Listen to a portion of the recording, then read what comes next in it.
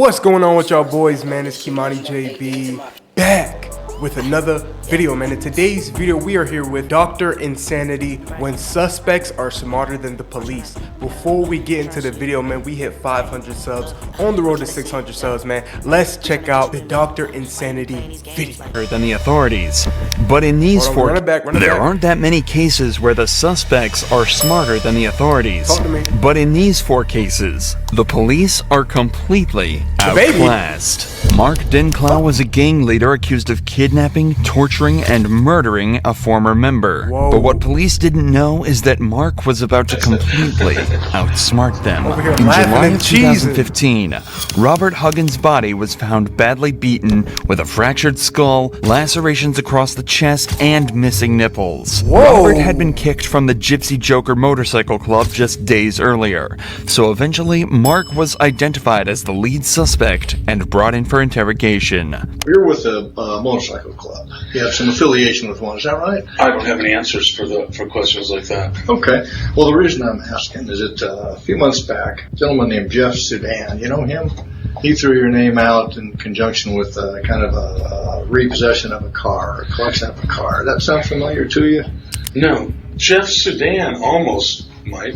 I'm not sure about that. It seems like Sudan rings a bell somewhere, but no collections of a car. That man lied through his teeth. Mark makes it clear to the cops exactly how his interrogation is going to go, stating that he simply won't be answering any questions he doesn't want to. However, he's chosen to waive his right to an attorney, meaning he has to approach the interrogation completely on his own. Wow. The cops ask a few more questions about Mark's background, but he quickly decides they've heard enough. Okay, so this last time, how long was she? So there's my background. That's it on Nicole. What else you want to know? Okay. Is Nicole the problem here?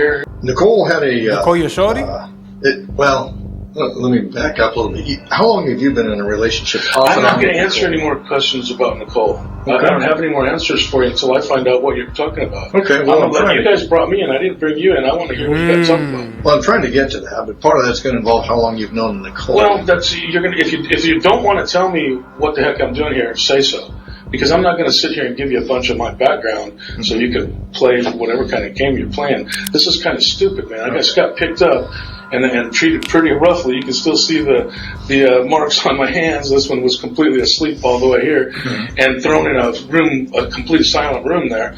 I want to know what the heck's going on, man. Okay. As is common in many cases like this, Mark hasn't been told why he's been brought in. However, he should have already put 2 and 2 together. Right. After Robert was kicked from the gang, he broke into Mark's house, tied up and threatened Nicole, and stole a large amount of firearms. Hold on. So the guy that you beat up, he tied up and threatened your shorty after y'all kicked him out of the club. So you're telling me you have no idea who he is and what he was doing in your crib, and you can't even put 2 and 2 together? And stole a large amount of firearms as revenge. Regardless, Mark is still refusing to answer any questions, and trying his best to confirm why he's even there in the first place.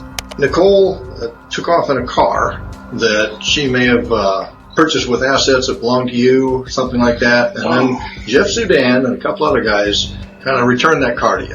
Does that make sense to you? Is that Or attempted to. or attempted to? So if we got the story wrong, can you help us out with that? Well, I'm not going to straighten your story out. No, I'm not. Not until I find out why I'm sitting here.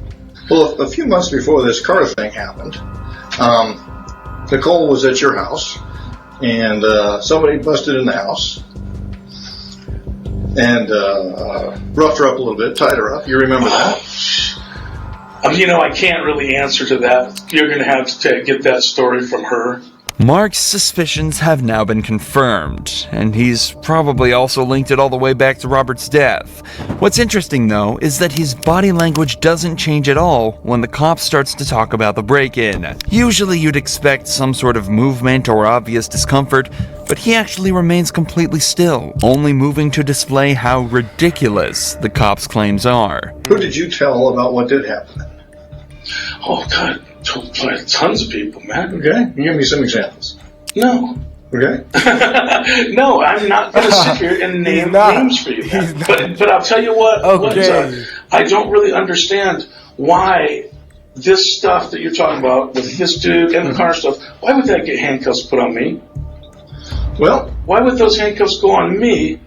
What did I do that was illegal in any of that stuff? What did I even have to do with it? I wasn't even there for any of it. None of it. Okay. Not anything that you've talked about so far. I was a long way away from it. So why would I get handcuffs put around my wrist for it? Fortunately for Mark, there's a very simple way to get access to all the information he's looking for. All he has to do is get a lawyer. In a criminal case such as this one, the police are required to give an attorney all of the evidence proving the accused may be innocent or guilty. Many people have an incorrect belief that asking for a lawyer is an inherent admission of guilt, but every suspect, guilty or not, has a complete, unquestionable right to an attorney. Asking for one at any point in the investigation is completely fine and cannot be used against you in court. Over the next few minutes, the cops question Mark further about Nicole and her friends before finally deciding to bring up Robert. Part of her junkie friends? Bagger Bob? Yeah. That ring of... Yeah, I know who that is. The guy that got killed about a year and a half ago. Okay. Yeah. Was he one of the ones who set this up with Nicole? Man, you're going to have to, if you're trying to like tie that into this or something like that, you're going to have to talk to Nicole about that. Okay, so was Bagger Bob one of your friends, not hers? Yeah, well, like I said, actually, now that fucking you're starting to bring his name into it, and he got killed, now I don't think I have any other questions to answer for you. Now I think having a lawyer here might be a good idea. Bro, lock this guy up, bro. Sorry. Yeah, I think that'd be a good idea if you're starting to ask questions about a dead guy. Okay, well, let me clarify something with you. Okay. Do you want us to keep chatting, or do you want to talk to a lawyer? I need to know that. You can keep chat. I'll keep listening a little longer before I call in a lawyer. Yeah. Okay. Now that Robert has been brought in, Mark knows it's the right time to ask for a lawyer, but still decides against it. This is probably because he's trying to show some amount of compliance. Each time Mark says he's got nothing to say, he usually follows that up by giving police at least a small piece of information. Mark currently has a dilemma. He must either choose whether to continue talking with the police in an effort to seem more innocent, but risk slipping up and giving them too much info, or completely shut down and refuse to give any more information. He can't have it both ways. Now what? Well, I'm not. Am I arrested for anything? you're being detained at this point. Okay, but I'm not under arrest quite yet. That's correct. Okay, then I don't need a lawyer quite yet. Do you suspect me of something? Well, help us get this uncomputed. Because if you suspect me of doing a crime, let me know so I can get a lawyer. You know what I mean? Okay. Don't. Well, I don't think we've accused you of committing. No, you haven't, and that's why Okay. I'm still looking at these marks on my wrists and going, man, what a way to treat somebody who's not suspected of doing a crime. Okay. You know? Well, Mark doesn't seem to. You act like you were beaten before you got here, bro. They put your ass in handcuffs and you have a fat ass arm. Of course the handcuffs gonna leave marks, nigga. Like what? To realize is that they technically have accused him of a crime. In criminal law, being detained means to hold an individual in custody if there is reasonable suspicion that they engaged in or are about to be engaged in criminal activity.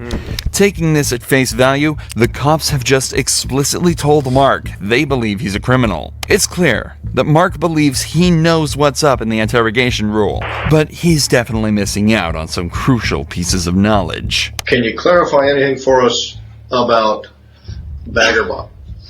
You know, any stories that I tell at all about that guy, they dip into club business. They did club stuff.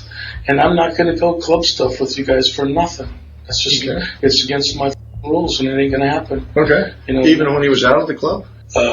That big a deal to tell you guys that he stole from the club. And then when he got caught for it, he blamed it all on heroin, which was an automatic kick out for him. So it's not like we found out about the heroin. We found out about the stealing. And when we jumped about the stealing, he blamed it all on heroin. Wait, what? When we what? We found out about the stealing. And when we jumped about the And when we jumped him about the stealing, whoa. So this is not your first time that you've put your hands on Badger Bob.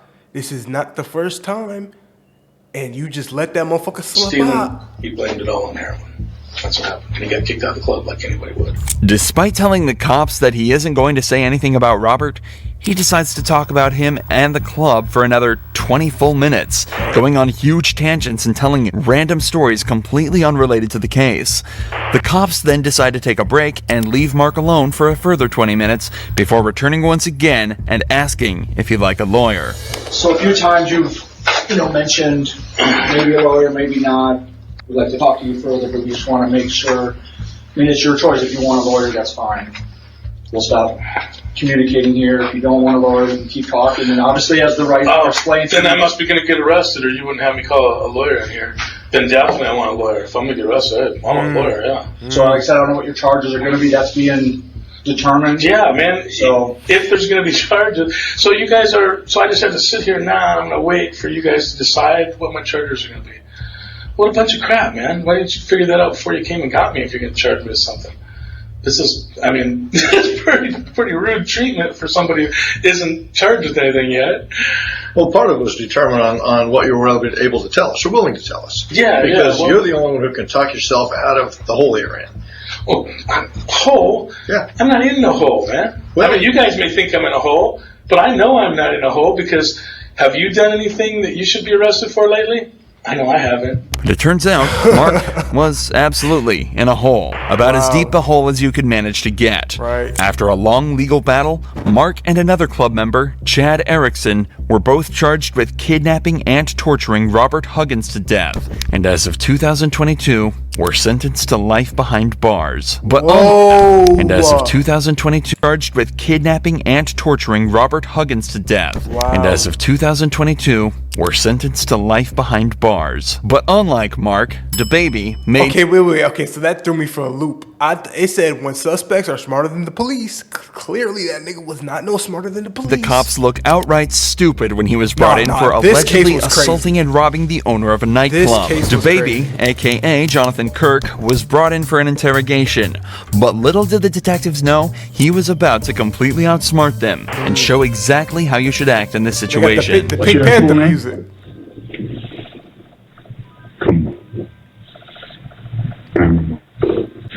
We just want to get from you. This is just a formality. Just tell name, date of birth, and all that stuff.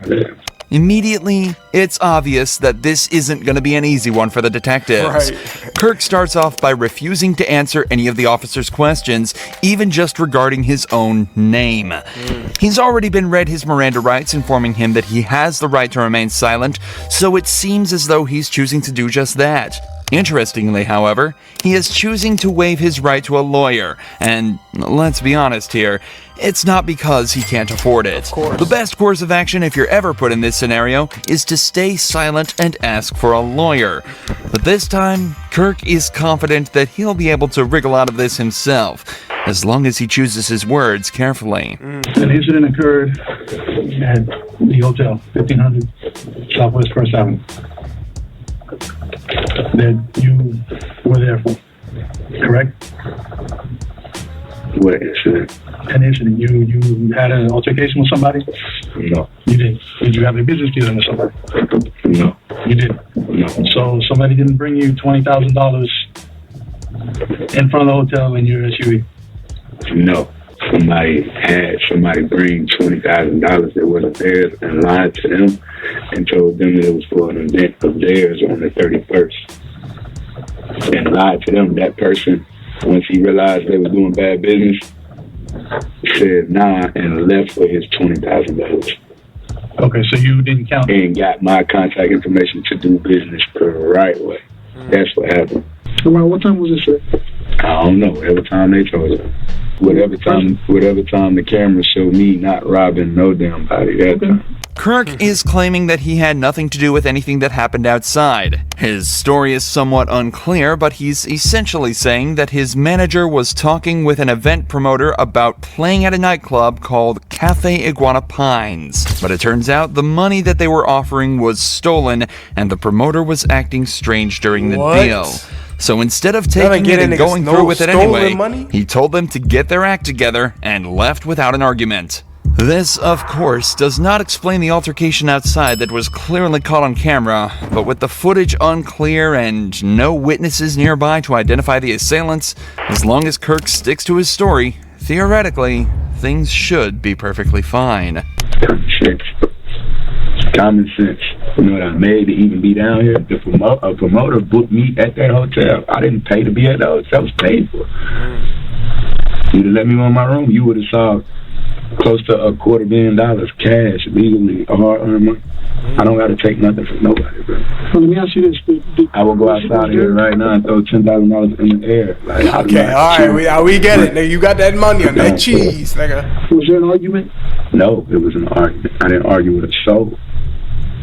My voice was never raised. It was never aggressive language for me. None of that. Was there a fight? None of that. No, I ain't seen no fight. And nothing was taken. We shouldn't be in no robbery, bro.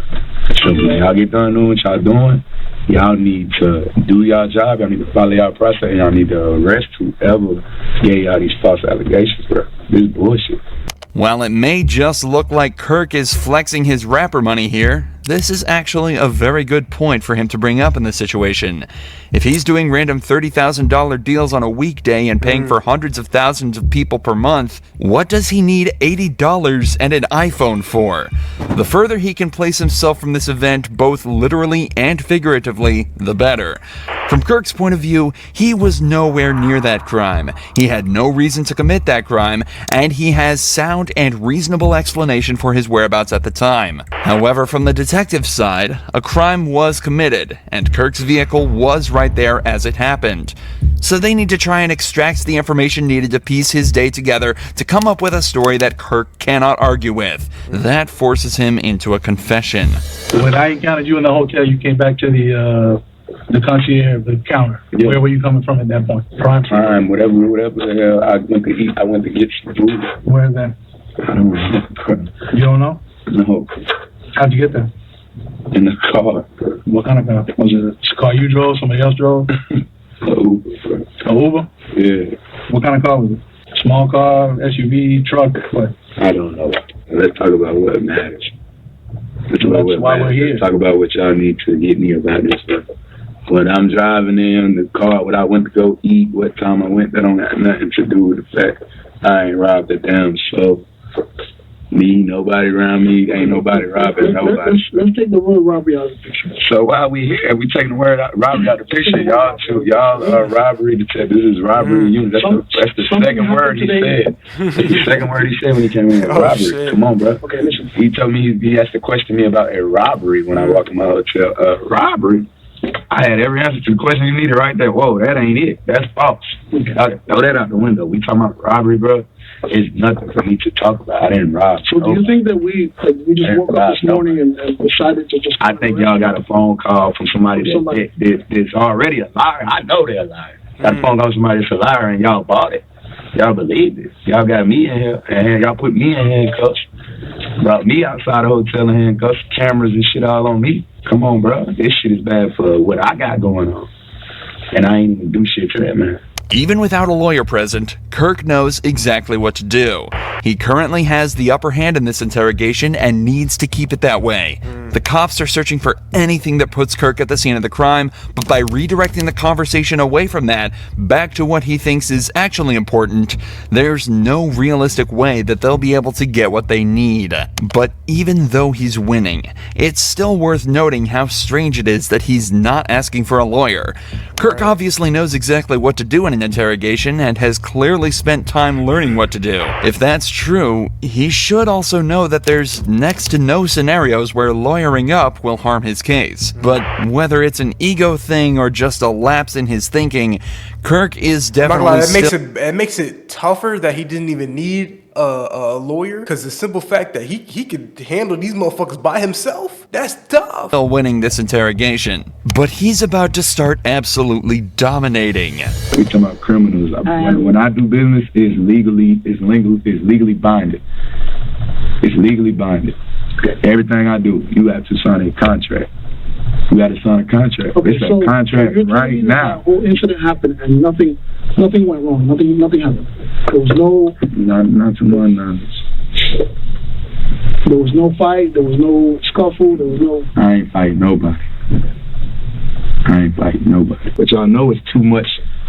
Y'all know too many lies. You get what I'm saying? That's why y'all got to move backwards like that, bro. Like, you're saying that they're lies, but you don't know what we have or don't have.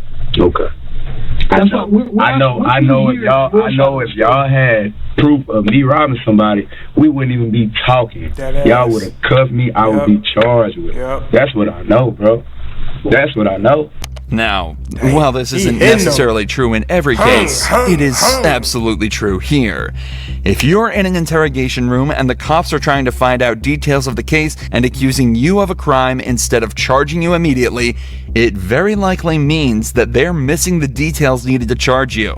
In the vast majority of cases, an interrogation is only done to extract a confession when they don't have enough evidence to easily convict you otherwise. There are a few other niche scenarios, such as trying to figure out why you committed a crime, but it's often very easy to distinguish why exactly you're there based on what you know about the event and what questions they're asking. If the cops know that you're guilty and have irrefutable evidence, cooperation has a lot of merit. But if they can't prove you did what they say you did, stay silent and ask for a lawyer, especially if you're innocent. I ain't know your side of the story. My side of the story, I ain't done that. I don't have a side of the story. I ain't done nothing to nobody. Bro. So that's what I'm and before something could be done to me, and before something could be done to me, I realized I was dealing with bad business, and I. Why do you say it was bad business? What? Why do you say it was bad business? I already told y'all that. You want to rewind this? You want to rewind it, bro? I already told y'all, bro. My story not gonna come out different no matter how many times I say it, bro. It's not, bro. It's right here. So you press stop and rewind and play, you're going to hear. That's why I said it was bad business, bro. Come on, bro. There's nothing blowing my phone up all day, all night. He needed my help for his event. He already was in deep water because he's already doing, and I see why, he's already doing bad business. You see what I'm saying? He has an event that wasn't going to go as planned. He needed me to make up for that. He needed me to cover his ass, so he brought in another person, lied to him, swindled him. He thinking he coming to book me for a whole different event, and they tricking him, got him paying me to come do a walk through the night. Come on, bro. You niggas full of shit. And matter of fact, check them cameras. Y'all got crime scene investigation unit out there, check the cameras. See him meet up with somebody else in the lobby. Ask him, hey, who's that? Ask him. Follow up on what I'm telling y'all. That's what we're trying to do. At the end of the day, I would expect people to act on common sense anyway. The cops have realized that they're definitely not getting anything out of him for now. He's told his side of the story and made it clear that it won't be changing, no matter what they say. So, as is the protocol here, the detectives decide to leave the room and spend some time outside trying to come up with their next move. This is also often done as it gives the suspect time alone in the room to sit and build up anxiety. In many cases, it can actually be the difference between breaking through a suspect or not. But in this case, Kirk literally just shut his eyes. This nigga is chilling right now, cuz. He dead ass through a suspect or not. But in this case, not Kirk nervous, literally just shut his eyes and went to sleep. Yo. This dude really does not care.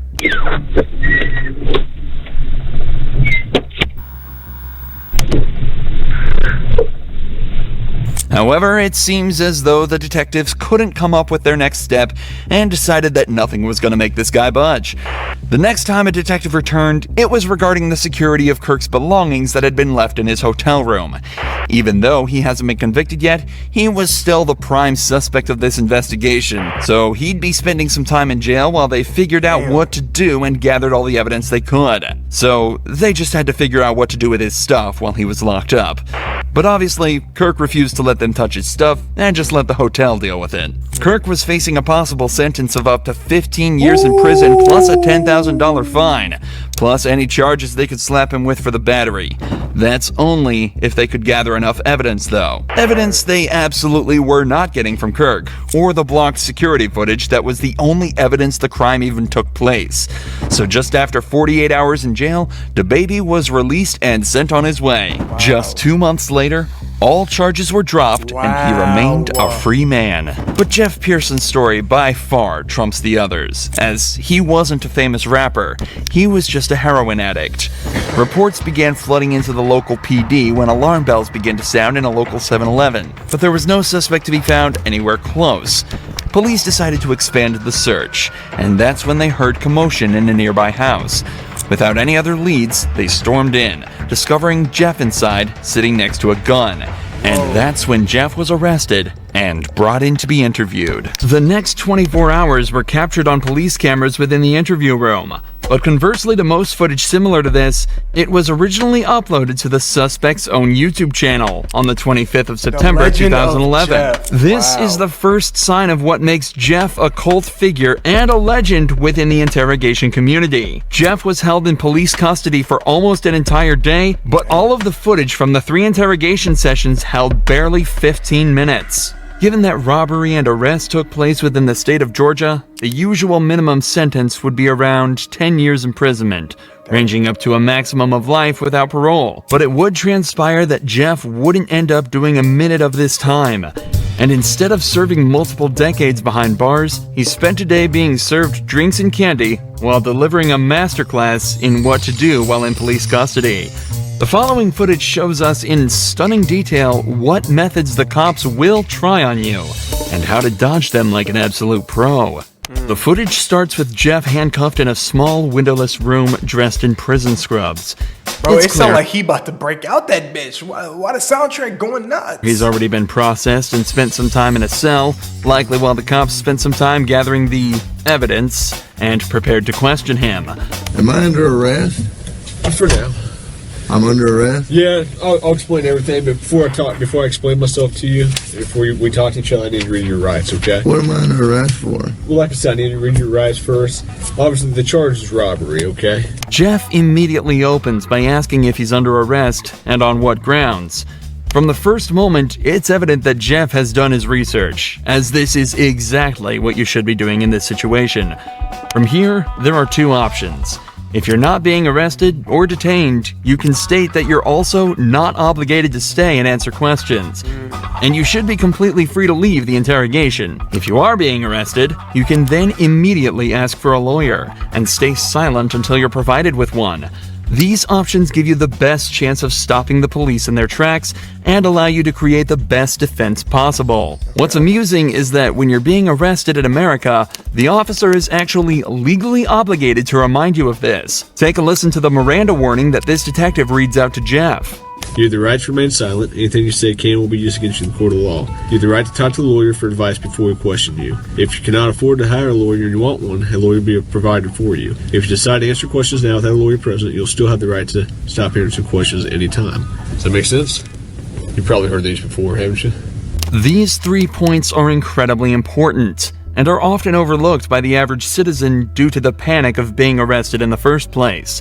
Alongside this, because of how much we hear these lines in media such as police shows and movies, so used to it. Most people completely glaze over it when they're being read these rights, and fail to take into account that they're actually being provided with useful information that allows you to stay safe and protected while in police custody. What this detective didn't mention, though, is that if you ask for a lawyer while under arrest, they are not allowed to continue questioning, and you have a complete, unquestionable right to refuse to answer any questions they may ask until you're provided with an attorney. The detective also ends the rights with a snide remark about Jeff's past, meant to subconsciously remind him that he is a previously convicted criminal. Do you understand your rights? Do you understand your rights, Jeff? Yes or no? You understand? We're getting paid more than you are, so we can sit here for a long time, man. I just need you to answer me yes or no. Do you understand your rights? Let's get through that. My nigga not budging. He not budging. You understand boy. what I read you? He's not budging. Fuck out Jeff of has here. been explicitly told he has the right to remain silent, so that's exactly what he's deciding to do. Right here, the leading detective leans back in his chair. This was meant to show that he's unconcerned with Jeff's silence, and that he can stay there as long as necessary. But body language like this usually indicates some form of unrest. It's clear that the detective knows that this is gonna be a tricky few hours for them. If you got something that says you didn't do this robbery, this is your chance to talk to us. Hey, good cop. No, usually I'm the prick. You look like the prick. I am. If it's dominance we're talking about, Jeff just took everything the cops had and dumped it in that garbage can. What? I'm not asking if you want to talk to me at this point. I just want to know, do you understand what I read to you? So am I under arrest? Yes, you're under arrest. Get me back to the cell. I don't talk to you, motherfuckers. Ooh, we on In that. this first round of we on interrogation, that. Jeff exhibited exactly the correct behavior given his current circumstances. He knows the cops have nothing on him. They wouldn't be there talking to him in the first place if they did. So he stays silent. And so it's off Jeff. back Come to his on. cell he goes. Oh, yeah. But 2 hours later, he's brought back to the same room for round 2. Okay, round 2. The truth is, behind closed doors. Like the Dr. key No, word- Dr. Insanity. God damn, nigga. Want a Coke? Yeah. You gonna be able to pop it open, or you need me to? I need methadone. You need methadone? Yeah, you guys can get me that methadone. What the hell's I don't have any. Do you have medication for it, or a prescription for it? Or? No. What do you need methadone for? Because I'm a fucking junkie, and you guys, I can't get no Hey, he be honest. My nigga be honest. A can of soda is all Jeff requested before he returned to the interrogation room, but he immediately mentions the withdrawals that he's likely already starting to feel.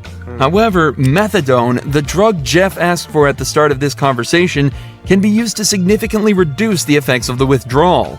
It can even reduce the cravings he's also probably been experiencing for the entire time he's been in police custody. How long you been using heroin? Long time, buddy. 10 years? 15 years? I hardly been alive that long. What are you trying to talk to me about here? Talk to you about what happened last night. Look, here's the deal. Either you're in a bad set of circumstances, or you went and committed an armed robbery last night. Yeah, All right? I'm in a shitty, wrong place at the wrong time, obviously. I didn't commit no fucking armed robbery. All right, then let's talk about this. Let's I not don't have keep nothing. up I the don't talk to the police, man. Jeff is clearly through with the personal talk and wants to get back to the matter at hand. In his eyes, he's been arrested for something he didn't do and wants to get out of there as quickly as possible. Okay. I've been through the system, buddy. I know how I know it you works. have. I know you have, You're Jeff. not my friend. I'm not your friend. You're trying to fucking get me. Or you're No, trying I'm not trying to get all you. you're trying to get is some fucking stupid ass fucking confession, and you're not going to get one. Jeff, I'm not going to get a confession out of you for nothing. Exactly, because I And didn't I'm do not nothing. trying to get a confession out of you. Okay, I'm going to tell you, I didn't commit no armed robbery, and y'all ain't got no fucking evidence saying I did. Let me go. All you did is find me sitting in my buddy's house because my fucking buddy's dog's going ape shit. I go outside, there are cops everywhere, and they spotlight me. They say, come here. I say, what's up? They search me. They ain't find Hang on. nothing. What's Let up? me read this. No. Yes. Because I'm not going to sign it. You don't have to sign it. But let me read it for you. Okay? I'm not signing nothing. You don't have to sign it. The irony of this cop saying he's not trying to get Jeff while he has him handcuffed in an interrogation room questioning him is very amusing. But even through all this, every part of what Jeff said here is so perfect, it almost sounds rehearsed. It's an incredible display of personal legal defense, and is even more impressive when you layer it with the fact that Jeff is almost definitely starting to experience withdrawals. I also want to highlight the point Jeff made about how cops are simply trying to force a confession out of him. One of the main techniques used in these interrogations is the Reed technique, developed by a former cop and psychologist in the 1960s after he extracted a confession from a man accused of murdering his own wife. The technique consists of 9 steps, beginning with a polite discussion about why the suspect is being accused of the crime, followed by using certain body language and actions within the interrogation as a display of guilt. The method ends with offering the suspect 2 alternative statements they can agree with, one of which is slightly more acceptable than the other, but whichever is chosen admits guilt and is counted as a confession. This method forces the suspect into a corner and is exceedingly good at extracting false confessions from innocent suspects. In fact, the original case that technique was formed around fell apart after discovering that the man, in fact, did not kill his wife and was tricked into giving a false confession. Absolutely next level gaslighting. Yeah. Tell me what happened last night. Plain and simple. Your side of the story. I'm not talking to you. I'm warning you. All right. This is what I don't understand. I know, but this is what I don't understand, Jeff. You were sitting there talking just like you were ready to sit here and tell me what happened last night, and then all of a sudden I read that to you and you screw it, I ain't talking to you. I want a lawyer.